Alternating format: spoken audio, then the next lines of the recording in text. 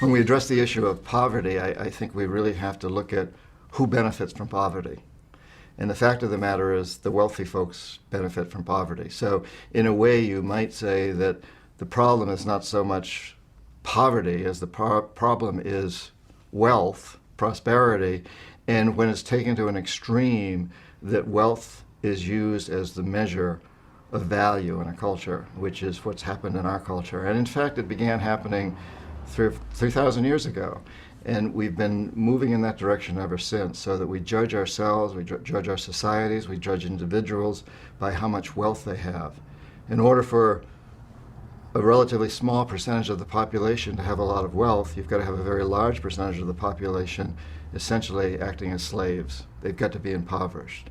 So as long as we live in a system that honors that, in a system that requires slavery, in essence slavery, to move it forward, we're going to have poverty, because it's absolutely to the advantage of the corporatocracy, of the people who control our biggest businesses and corporations, to have a mass of poor people around the world that they can draw on for labor, that they can draw on to steal their resources, whether it's oil or diamonds or coltan or whatever the resources are.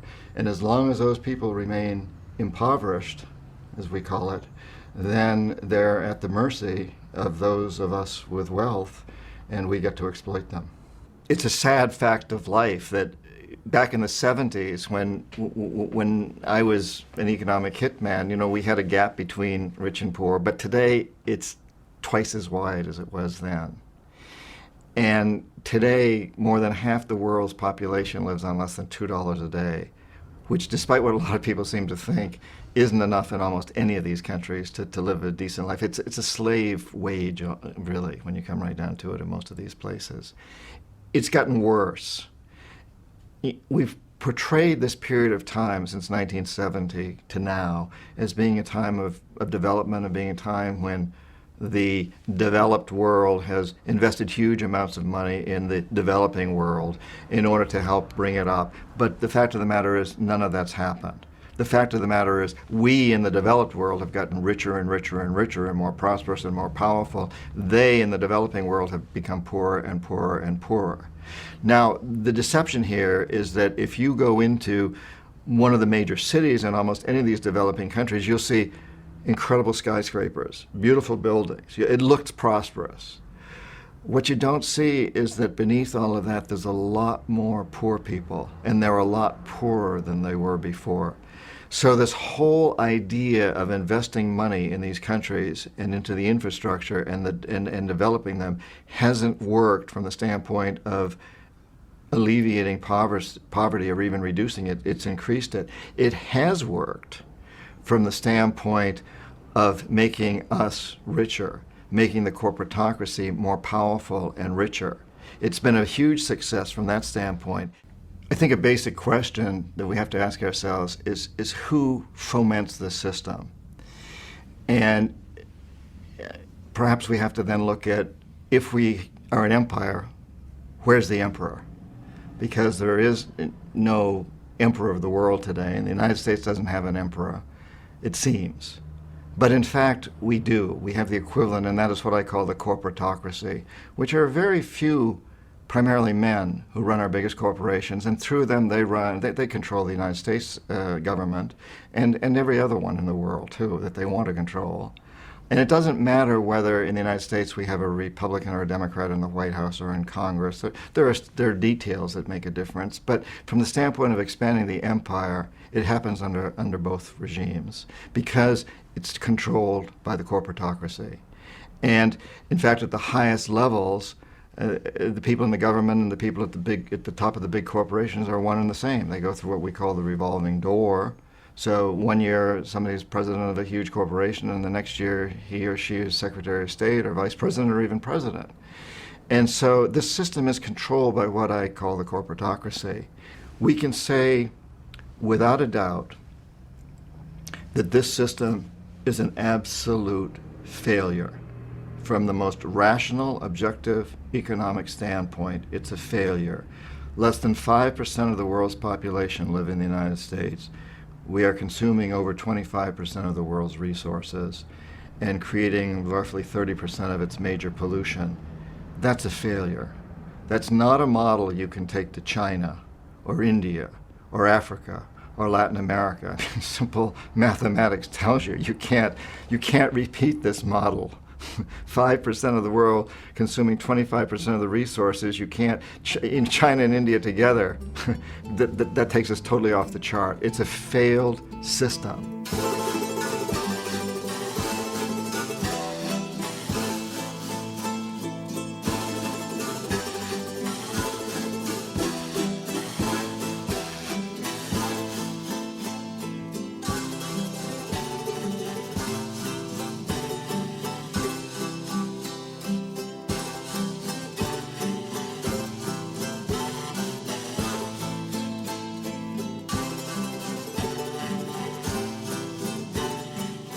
From a historical perspective, it's an interesting evolution. So for several thousand years, we had the idea of empires, kind of an accepted idea, and it's a romanticized idea. You know, the great empires of history that were not only building empires but spreading civilization, and that was the concept. And certainly, the Spanish, the Portuguese, the French, the English, the Germans, the Dutch, as they spread their empires back in the time of the great discoveries and explorations that we call it, it was very obvious that they were spreading empires. There was no secret here.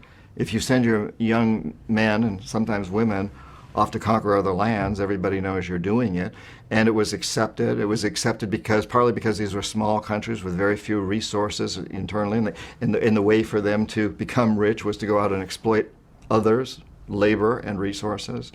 And the other thing that was justified was it was done in the name of religion. It was done in the name of culture, of civilization. We want to civilize the heathens. And so there was all this theory built up around it, but it was out in the open. Everybody knew that it was happening. And then during the time between the two world wars and the time of Hitler, and during this period, the idea of imperialism and the idea of colonialism began to take on a dark quality. And when we emerged from World War II, we created the World Bank and eventually the IMF and the United Nations, and the idea was that we're going to create a different kind of a world. But as we came out of that period, we in the Western countries, led by the United States, I think, saw the new enemy as being communism, the Soviet Union. And so we created these institutions like the World Bank and to reconstruct a devastated Europe. Very good principles behind the mission statement of these organizations, if it would still hold today. But very quickly, they began to channel their resources into convincing the world, and particularly developing countries, not to go with the Soviet Union, to convincing the world that our system of imperialistic capitalism was better than the Soviet system. So in order to do this, these institutions became very friendly they developed very cozy relationships with the corporatocracy, with the big corporations.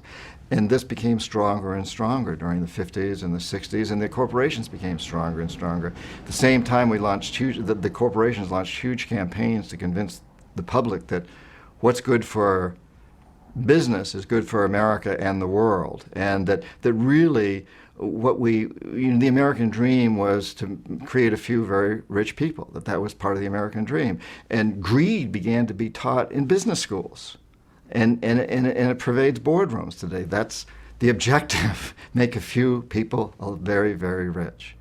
And so the system began to evolve, but at the same time we had this aversion to colonialism, to empire, to imperialism. We said we had an aversion. We didn't like what Hitler had done. We began to look back and say, well, what those conquistadores did, and the British and the French and everybody else, that wasn't good.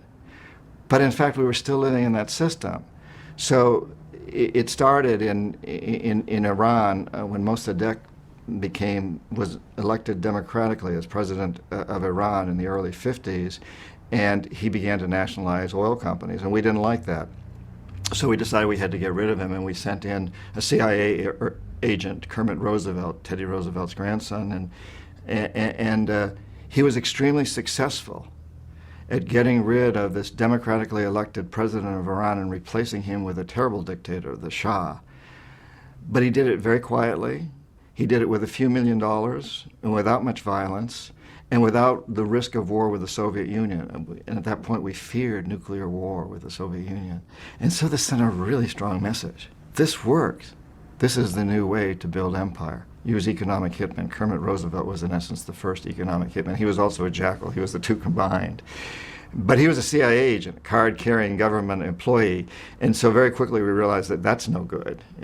What if he'd been caught, and we would have looked pretty bad. So we developed a new class of people, which were like me. We work for private companies, consulting firms, whatever, and we're economic hitmen. In essence, we work for the corporatocracy, the government, but we're not paid directly by them. We're paid by a consulting firm.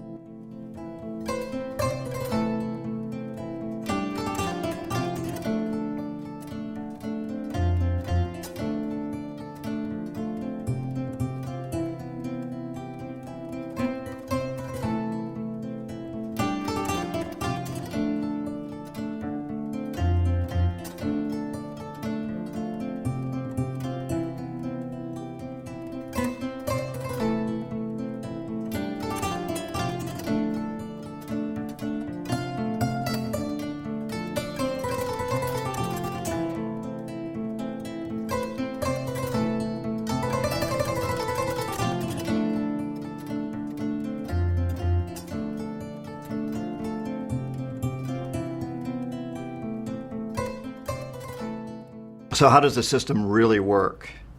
You know, we economic hitmen have many vehicles to make this happen, but perhaps the most common one is that we will identify a country, usually a developing country, that has resources we covet, our corporations covet, like oil. And then we arrange a huge loan to that country from the World Bank or one of its sister organizations. Now, most everybody in our country believes that that loan is going to help poor people. It isn't. Most of the money never goes to the country. In fact, it goes to our own corporations. It goes to the Bechtels and the Halliburtons and the ones we all hear about, usually led by engineering firms, but a lot of other companies are brought in. And they make fortunes off building big infrastructure projects in that country.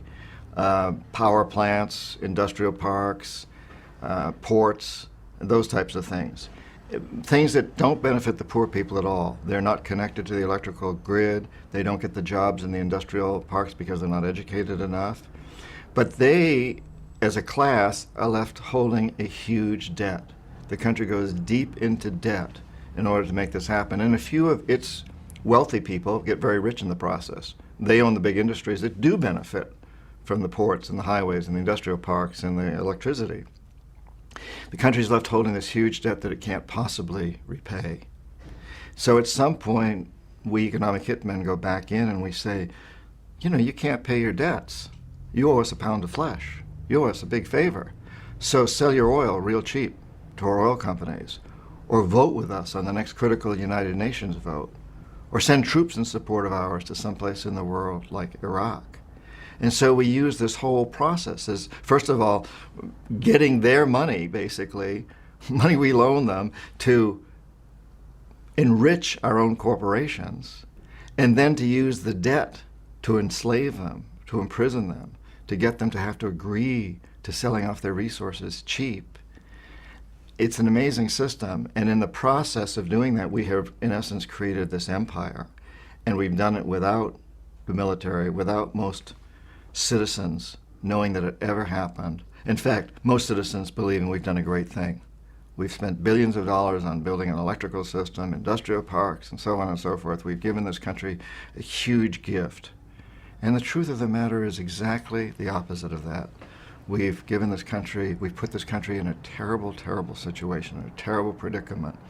A few of its wealthy people have made a lot of money, and they've invested in real estate in Florida or Swiss banks or stock markets overseas. They've taken their money out of the country, and they've become very rich. And if something goes wrong in the country, they just leave.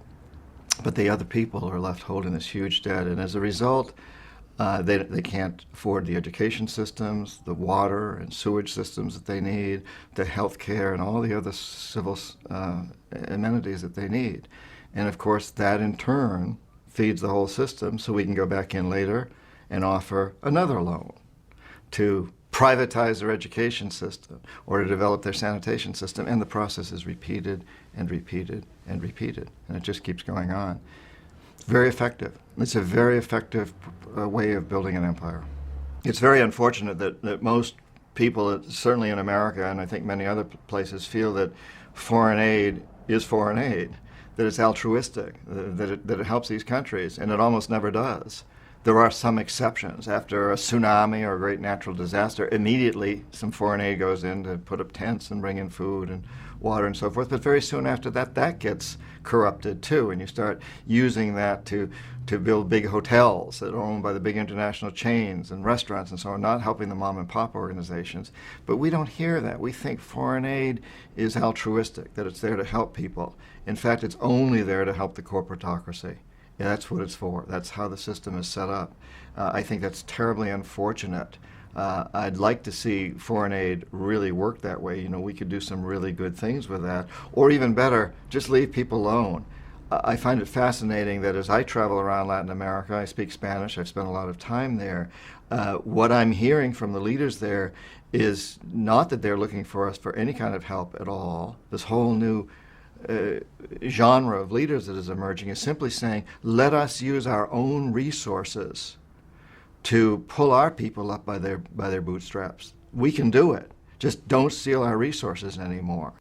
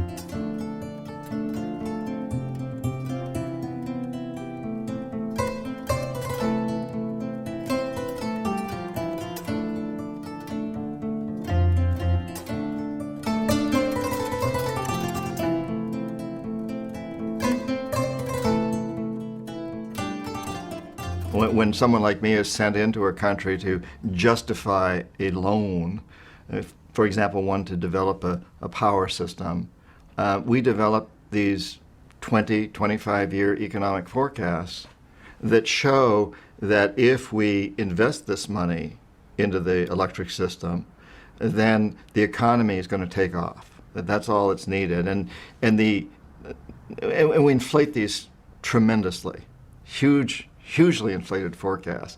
And these are not realistic by any means, and the people making the forecasts know they're not realistic. Tremendous pressure is put upon us. Tremendous pressure was put upon me to make these forecasts higher and higher and higher to justify more and more loans. So the economic forecasts are developed to justify loans, not to present any picture of reality.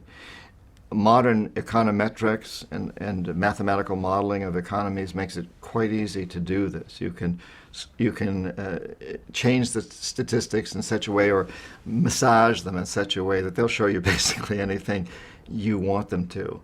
I can share a personal experience about how we tweak economic forecasts, how we skew them. Certainly, I knew that's what I was supposed to do. My bosses at my company put a tremendous amount of pressure on me to do these things. And this pressure it's quite easy. I talk in one of my books about how the person my predecessor was retiring, and he was determined to be integritous and not tweak the forecasts. So he was fired, and I was given his job with the clear understanding. I knew why he was fired, and I knew that if I wanted to progress in this company, I would tweak the forecasts. And when I later hired other people, and I ended up having several dozen very highly skilled economists and financial experts working for me, they all knew that their bonuses, their raises, everything depended on going along with this system. Now, when we take these forecasts to the World Bank or the Inter-American Development Bank or the Asian Development Bank or any of these other organizations, there are people in that organization that are supposed to catch this. If we're being non-integritous, if we're tweaking forecasts, there are specialists there that are supposed to review this. And my experience was that some of these guys really are integritous. They wanted to punch holes in my forecast. And I would often have to stand before a board or a committee at the banks and defend my forecast, and they would pick holes in them. Some of these people who were quite junior really saw through what I was doing. But I always knew that above those people, their bosses knew exactly what was going on. And they were determined that the country that I was doing this forecast for was going to get that loan, that this was going to move forward. So it was a charade.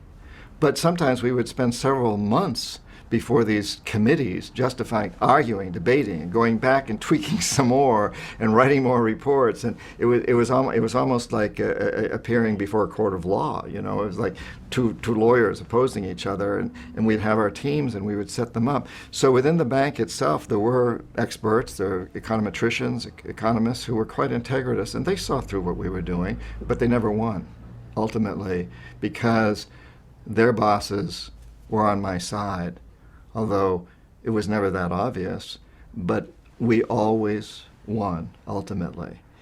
This isn't a mistake when these things that happen of building debt in these countries that can't repay it is not a mistake. It's a policy. It's well known. Everybody knows it's going on.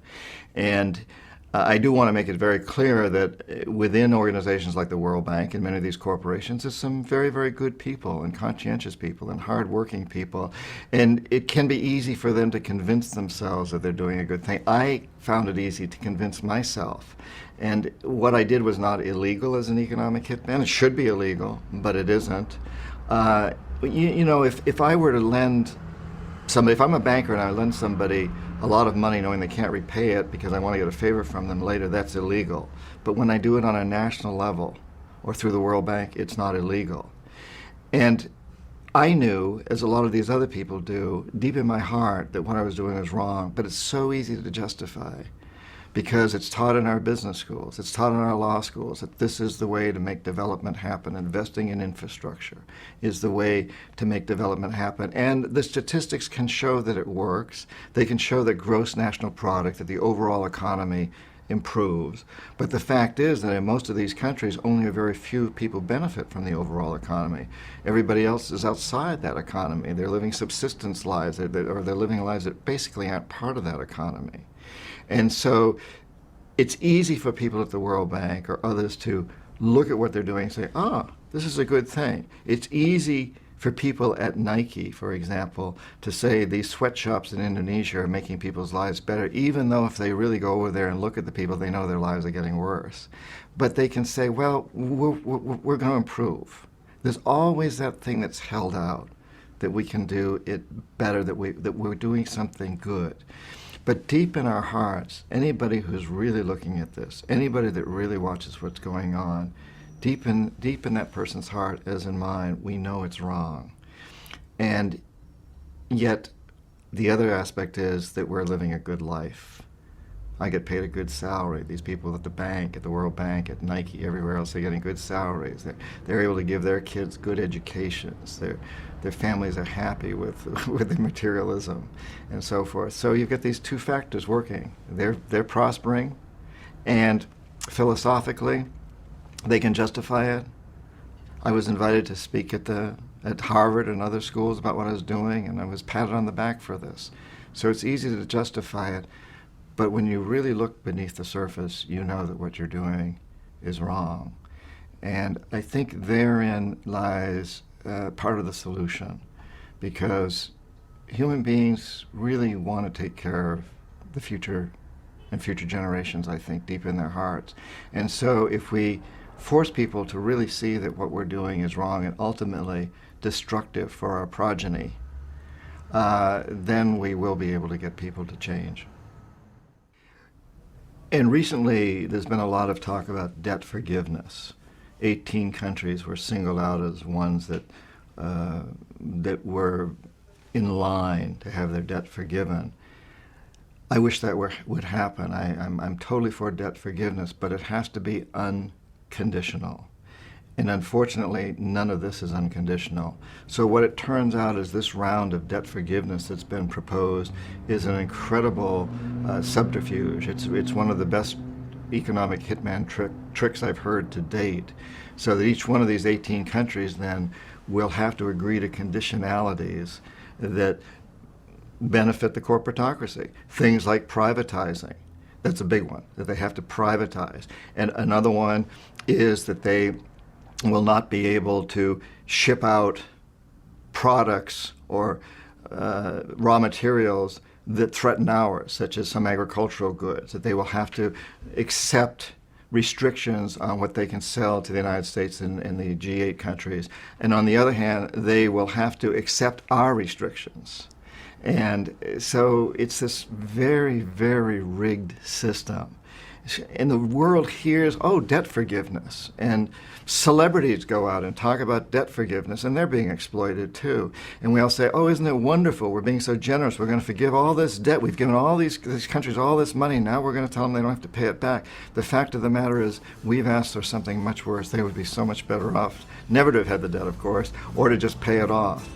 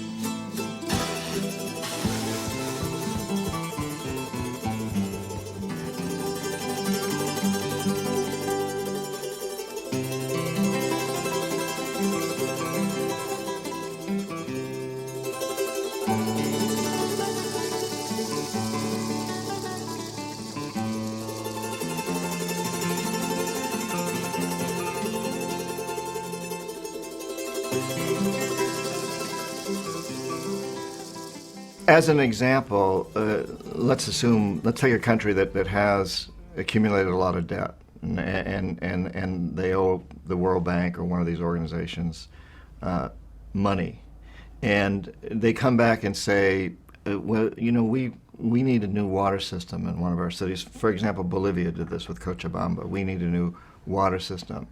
And the IMF at this point steps in and says, well, you've got a lot of debt, and somehow we've got to restructure things. We've got to implement some policies that'll rationalize this process.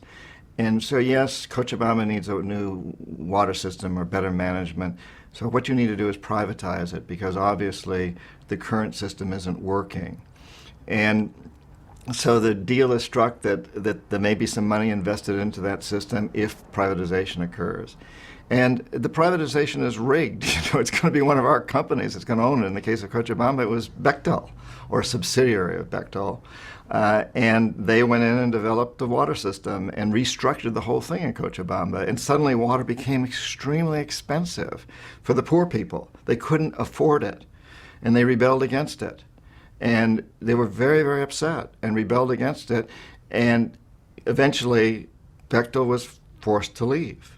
But it didn't stop there, because Bechtel now says, well, you know, we've got lost profits. We expected to go in there and make certain profits.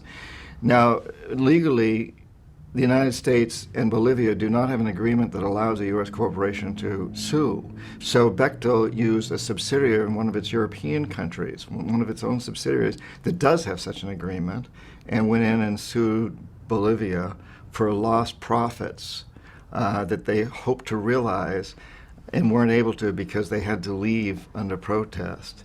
And this suit went on for a while. After Morales was elected president of Bolivia, Bechtel dropped the suit and basically went away.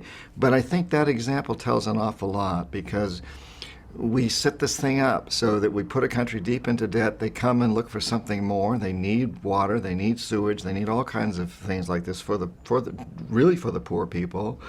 And the IMF then steps in and sets the guidelines. and it sets what it calls conditionalities. And one of the conditionalities in this case, and in many, is to privatize, to turn the thing over to one of our companies. And that just perpetuates the system. And in the case of Bolivia, the Bolivians rebelled. And they elected a president who then was a real threat to the corporatocracy, and so Bechtel dropped the suit. If somebody else had been elected president of Bolivia, Bechtel, I'm sure, would have stayed in there with their lawsuit and probably would have eventually won it and gotten paid damages by Bolivia, but it didn't happen that way. And that goes on and on and on in country after country after country. If we don't like what a democratically elected leader of another country is doing, for example, opposing the exploitation of oil in his country, as Chavez is doing in Venezuela, or the exploitation of gas or water, as Morales is doing in Bolivia, then we try to corrupt people into changing that and going back to the old system. And we try to corrupt those particular officials. So in the case of South America, in recent elections, 7 countries representing over 80% of South American population elected presidents that ran on an anti-corporatocracy platform. Now, these presidents did not run on an anti-American or anti-European policy. If I, as an American, go to any one of these countries, I'll be embraced with open arms. And they love our principles. They love our Declaration of Independence, but they hate having their resources exploited by us. That's what they ran against, the corporatocracy.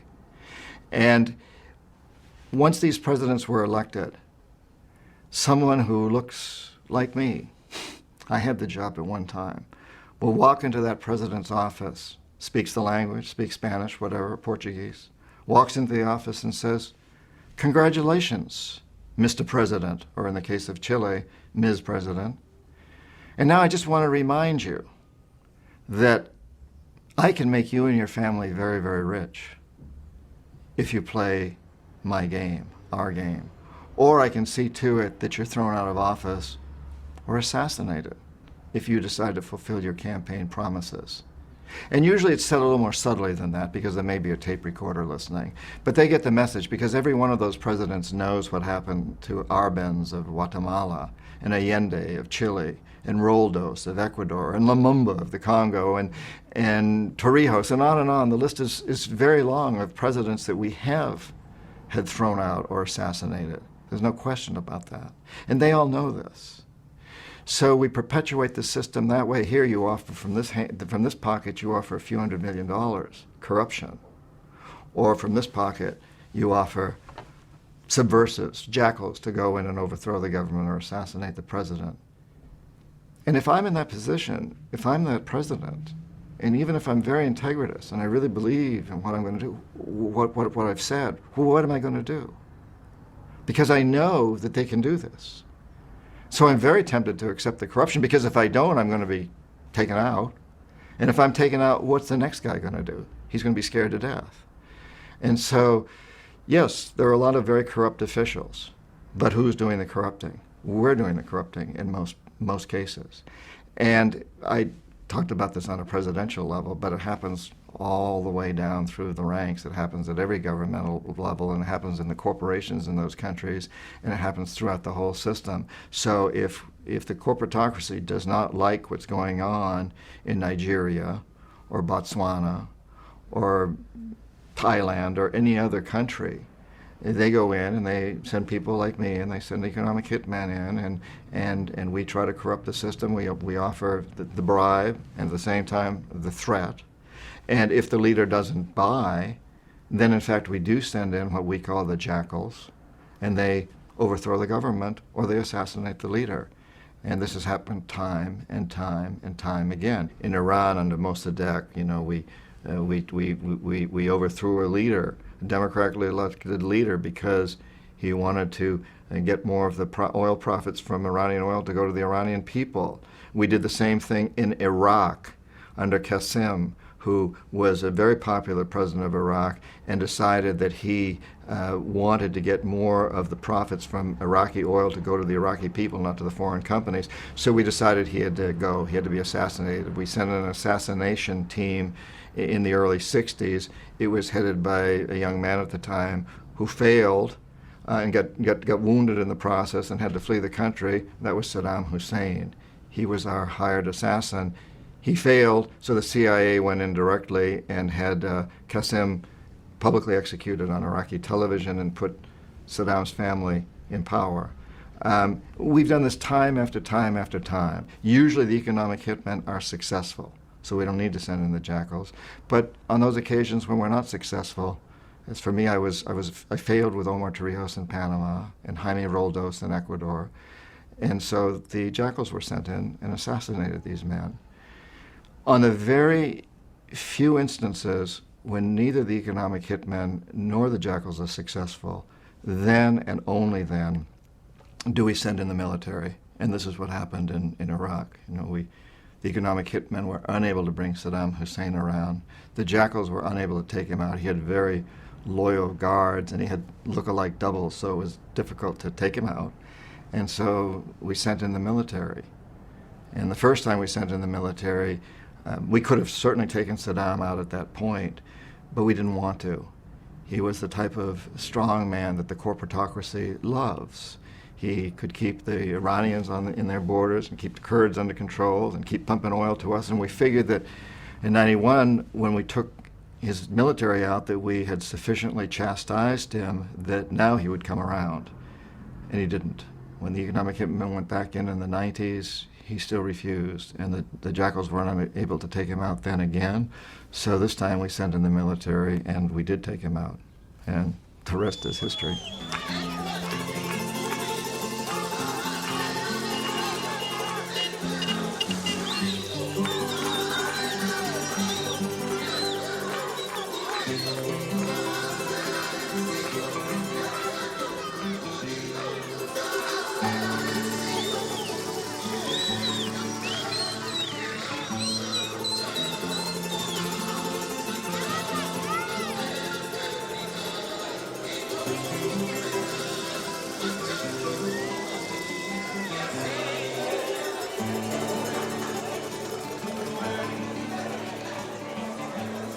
This whole question of immigration is a fascinating one. I speak Spanish, and I often go out and talk with Guatemalans or Colombians or Mexicans or people who are here mowing our lawns and picking our fruits and vegetables. These immigrants, many of them illegal. We're trying to build a fence now to stop them. I have never spoken to one of them who wants to be in this country. They all want to be back in their countries, and these are beautiful countries. Mexico's a beautiful country. Bolivia's a beautiful country. Guatemala. They want to be back there with their families. They can't afford to be. There are no jobs for them there, and that's to a large degree because of the system that we've created, what we call the fair trade systems, the NAFTA and all these systems that we've created that are exploiting these countries terribly. They don't have the jobs there, so they come here so they can make money, and they send a great deal of that money back to their families back there. They're not enjoying themselves in this country. They're working very, very hard, and they're performing tasks that most of us don't want to perform. And this is terribly sad. So once again, the solution to the immigration problem, and it can be a problem, yes, it can hurt our workers here. I totally sympathize with people here that feel threatened by this. But the solution is not building a fence. It's not trying to keep the people physically out. It's to allow them to create the conditions in their country that will allow them to live there. These countries have great resources. That's why we're exploiting them. We need to create a world where they can work with their own resources in their own countries. That's where they want to be, and they've got the resources. But the opposite has happened. We've created a situation where they can't find work in those countries, where we've mechanized things, where we've done it our way, a very different way, where we're exploiting them. We need to reverse that and to recognize that a fence isn't going to solve the problem, and immigration laws aren't going to solve the problem. The problem is solved not with Band-Aids like those, but by going to the root cause. This planet is hemorrhaging badly, environmentally and socially. People are hemorrhaging badly, and we may need a few Band-Aids in the interim to kind of stop the bleeding, but ultimately we've got to go to the root cause of the wound. Where is this disease coming from? Where is this injury coming from? What's the problem? And in almost every case today, the problem is the system we've created.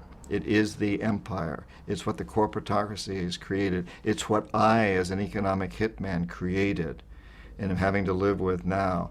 We need to go to that root cause, and we need to dig it out, get rid of it, change it, and implement a better system. I've met a lot of insurgents, revolutionaries. In writing books, I've sought them out. When I was an economic hitman, I had contact with them. I have never met one that wanted to be an insurgent. They want to be farmers. They want to be merchants. They want to be with their families. They don't want to carry guns. Now, I'm sure there's some crazy people out there. There's always a few that probably would do that. But the majority of these people are desperate, desperate people. Their families are starving. They don't see any hope for the future. They see themselves being terribly exploited and their kids being exploited. They're a lot like my own ancestors in the 1700s in this country who out of desperation stood up to the largest empire in the world. These people are seeing things the same way. They don't want to be doing that. They don't want to put their lives on the line. Whether it's in the Middle East or in South America or in Africa, most of these people are just plain desperate. The way for us to protect ourselves is not to think that we can kill them all, or not to think that we can control them by military means. The way to defend ourselves is to take away the conditions that cause the desperation, the hatred and the anger. That's our best protection. Our money is not well spent when it goes into the military to go to other countries to think that we can put down people who are only trying to defend their lands and make a better life for them and their families. The way that we can defend ourselves is to give them the opportunity to really do that, to make a better life, and to make that commitment ourselves that we're going to work with them. We're going to be partners with these people to help them make a better life, because we know that will make our lives better and our children's lives. And that's the only way we can do it.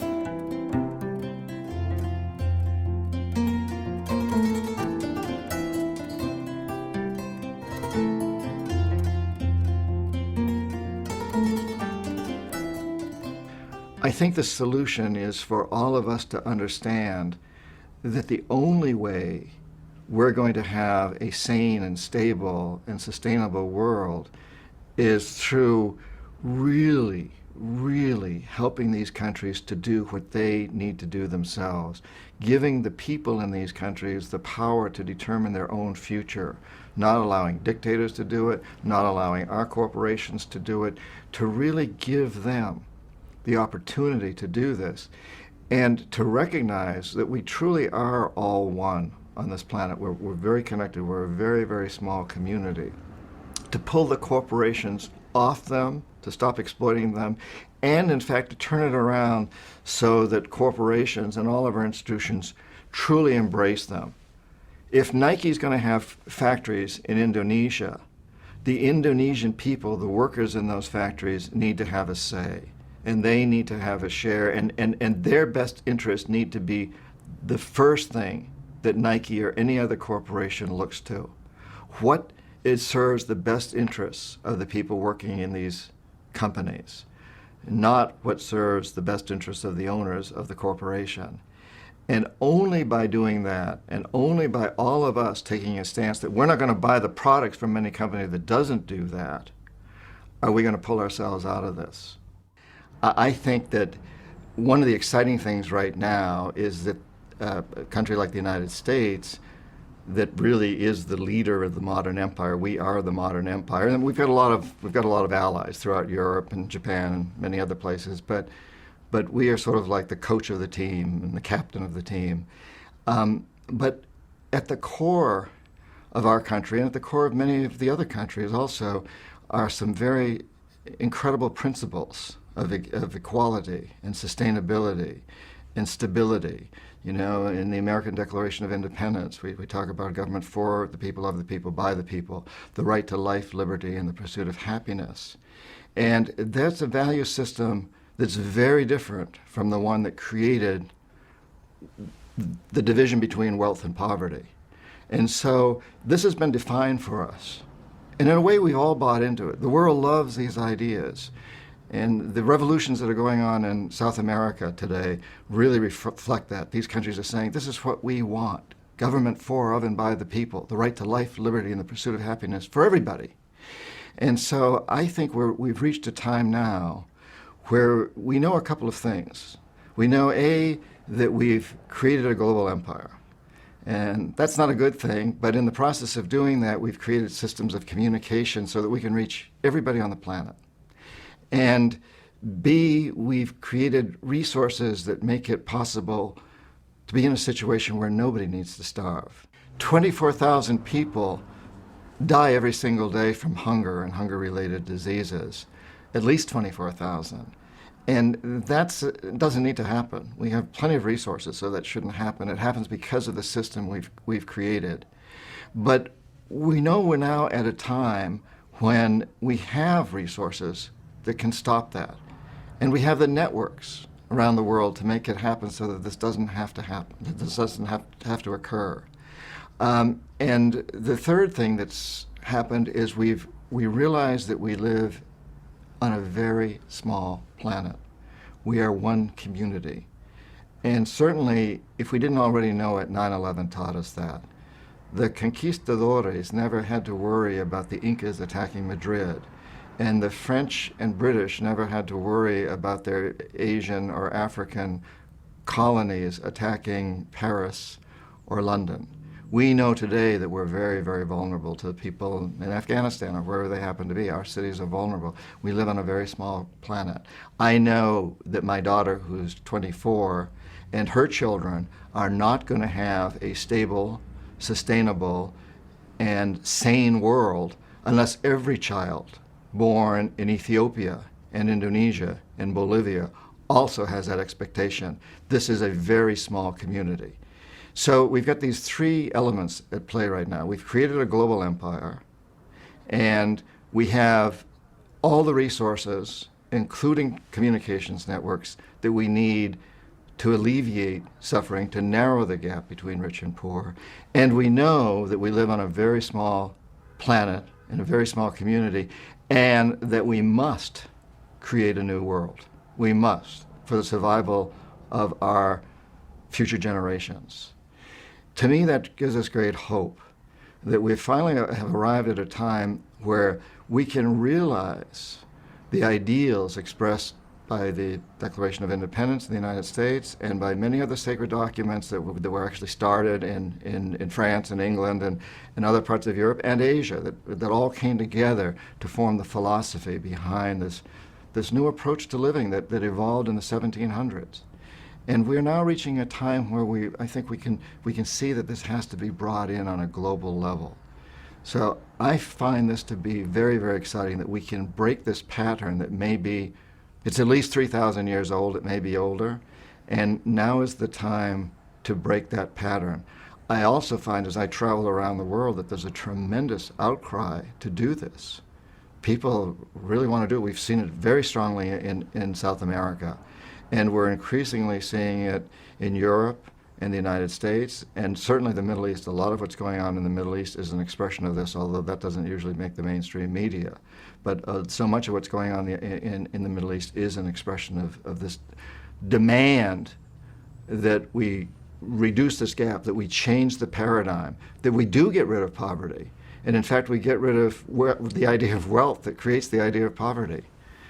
So I look forward to this period as a young person growing up in New Hampshire. I come from 300 years of Yankees in New Hampshire and who fought in the American Revolution. My family was very involved in these things. And I used to think, when I was a kid, I used to wish that I had been born in the 1700s so I could have been part of the American Revolution. What I know now is I think that this is even a more exciting and important time in history, because we have the opportunity to implement these ideas on a truly global level.